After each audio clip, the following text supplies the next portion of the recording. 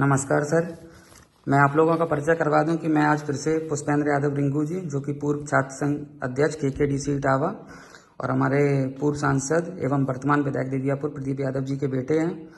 तो आज हम उनसे कुछ सवाल करेंगे जो अपने 2024 पैरा ओलंपिक के बारे में।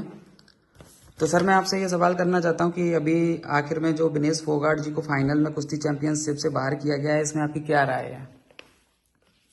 उसमें जैसा कि हमारे राष्ट्रीय अध्यक्ष श्री अखिलेश यादव जी उसमें पहले ही बता चुके हैं कि इस पे जांच होनी चाहिए कि किसी भी एथलीट का वजन पहले से ही करके तब उसको जो है देश के बाहर खेलने के लिए, देश की बेटी है, देश के जो खिलाड़ी जाते हैं बाहर, तो जब खेलने जाते हैं तो उनका वजन पूरा नाप तौल हर तरीके से उनका पहले से करके भेजते हैं। ये थोड़ी कि वहां जाके उनका वजन बढ़ गया, ये हो गया, ऐसा नहीं होता है। उसमें जांच का विषय है, उसमें जांच होनी चाहिए। और सभी को बधाई है, विनेश फोगाट सहित हॉकी टीम के और भी जितने अपने जेवलिन थ्रो में जो नीरज चोपड़ा आए हैं और भी लोग जो पदक लेके आ रहे हैं, उनको बहुत बहुत बधाई है। और सरकार को उनके लिए एकजुट होके खड़े होना चाहिए। आप हॉकी के लिए उनको बधाई दे रहे हैं सरकार की तरफ से, बड़े हमारे सरकार के जो नेता हैं, तो इनको भी बधाई देना चाहिए। और अगर देश की बेटी के साथ वहां नाइंसाफी हो रही है तो उसके लिए भी उनको खड़ा होना चाहिए।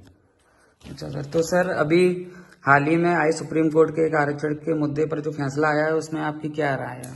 तो देखिए, वो फैसला दलित विरोधी है, पिछड़ा विरोधी फैसला है। अगर आरक्षण के क्रीमी लेयर और इस तरीके के जो आरक्षण के विरोध में अगर इस तरह से फैसला आएगा तो ये कहीं ना कहीं सरकार को उसमें डिफेंड करना चाहिए। सरकार की ओर से अपना पक्ष स्पष्ट रूप से नहीं रखा गया। आरक्षण बहुत जरूरी है, नहीं तो हमारे दलित पिछड़े भाई, जहां पहले आरक्षण नहीं था तो तब की स्थिति में अब की स्थिति में बहुत अंतर है। अगर उनसे आरक्षण छीना जाएगा तो यह ठीक नहीं है।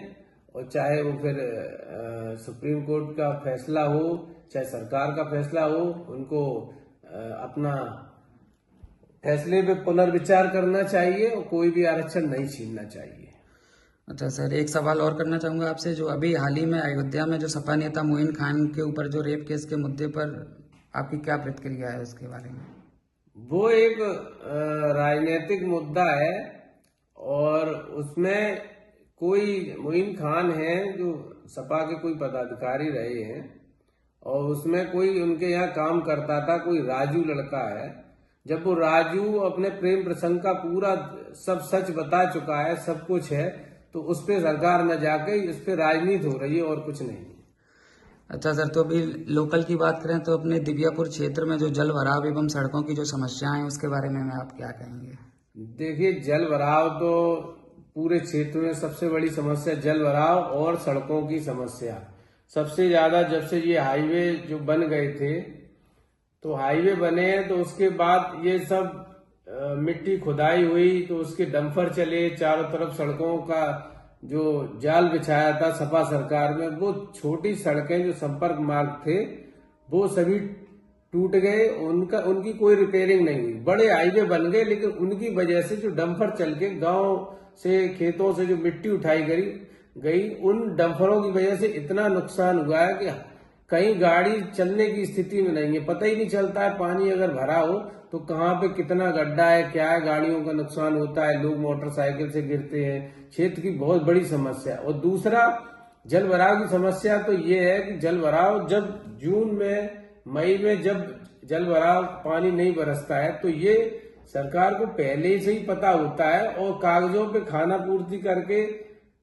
नालों की, नालियों की सब जराई, सब कुछ हो जाती है।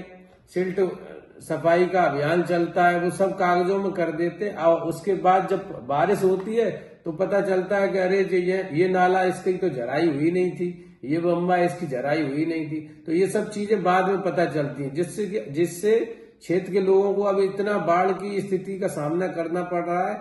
बहुत परेशान है लोग। चलिए सर, समय देने के लिए बहुत बहुत धन्यवाद। नमस्कार।